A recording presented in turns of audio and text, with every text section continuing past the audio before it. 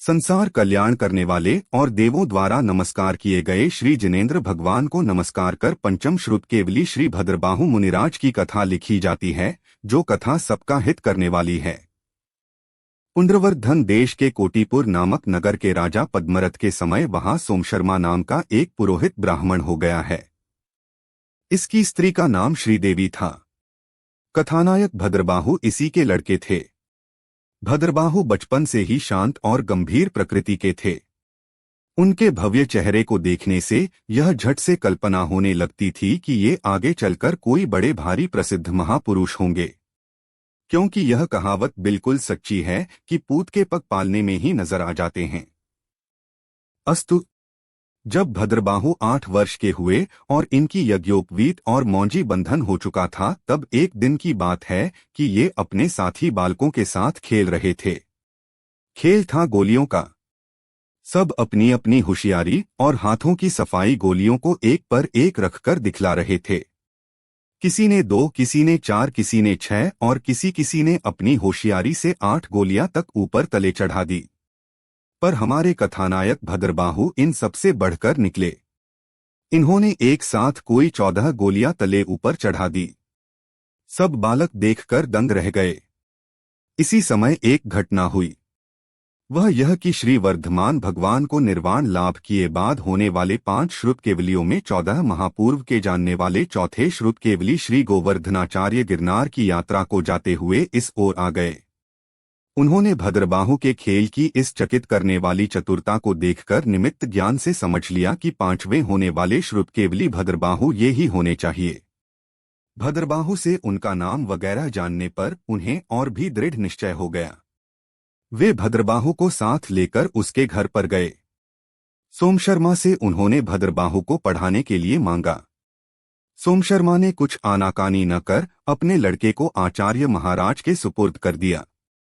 आचार्य ने भद्रबाहु को अपने स्थान पर लाकर खूब पढ़ाया और सब विषयों में उसे आदर्श विद्वान बना दिया। जब आचार्य ने देखा कि भद्रबाहु अच्छा विद्वान हो गया है, तब उन्होंने उसे वापस घर लौटा दिया, इसलिए कि कहीं सोमशर्मा यह न समझ ले कि मेरे लड़के को बहकाकर इन्होंने साधु बना लिया। भद्रबाहु घर गए सही, पर उनका मन घर में न लगने लगा। उन्होंने माता पिता से अपने साधु होने की प्रार्थना की। माता पिता को उनकी इस इच्छा से बड़ा दुख हुआ। भद्रबाहु उन्हें समझा बुझाकर शांत किया और आप सब माया मोह छोड़कर गोवर्धनाचार्य द्वारा दीक्षा ले योगी हो गए। सच है, जिसने तत्वों का स्वरूप समझ लिया वह फिर गृह जंजाल को क्यों अपने सिर पर उठाएगा। जिसने अमृत चख लिया है वो फिर क्यों खारा जल पिएगा। मुनि हुए बाद भद्रबाहु अपने गुरु महाराज गोवर्धचार्य का स्वर्गवास हो गया। तब उनके बाद उनके पट पर भद्रबाहु श्रुत केवली ही बैठे। अब भद्रबाहु आचार्य अपने संघ को साथ लिए अनेक देशों और नगरों में अपने उपदेशामृत द्वारा भव्यजन रूपोधान को बढ़ाते हुए उज्जैन की ओर आए और सारे संघ को एक पवित्र स्थान में ठहराकर आप आहार के लिए शहर में गए। जिस घर में इन्होंने पहले ही पाव दिया, वहां एक बालक पलने में झूल रहा था और जो अभी स्पष्ट बोलना तक न जानता था, इन्हें घर में पाव रखते देख वह सहसा बोल उठा कि महाराज जाइए जाइए। एक अबोध बालक को बोलता देखकर भद्रबाहु आचार्य बड़े चकित हुए।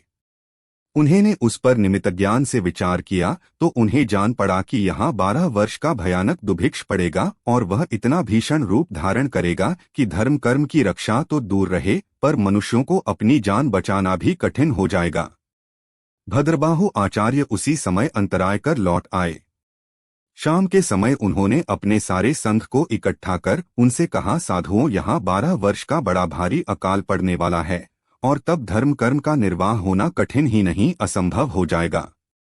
इसलिए आप लोग दक्षिण दिशा की ओर जाएं और मेरी आयु बहुत ही थोड़ी रह गई है, इसलिए मैं इधर ही रहूंगा। यह कहकर उन्होंने दशपूर्व के जानने वाले अपने प्रधान शिष्य श्री विशाखाचार्य को चरित्र की रक्षा के लिए सारे संघ सहित दक्षिण की ओर रवाना कर दिया। दक्षिण की ओर जाने वाले मुनि उधर सुख शांति से रहें। उनका चारित्र निर्विघ्न पला।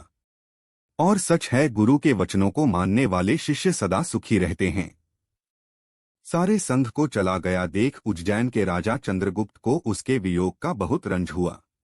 उससे फिर वे भी दीक्षा ले मुनि बन गए और भद्रबाहु आचार्य की सेवा में रहे।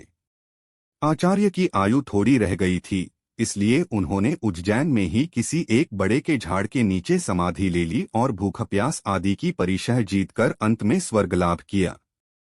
वे जैन धर्म के सार तत्व को जानने वाले महान तपस्वी श्री भद्रबाहु आचार्य हमें सुखमयी सन्मार्ग में लगावें।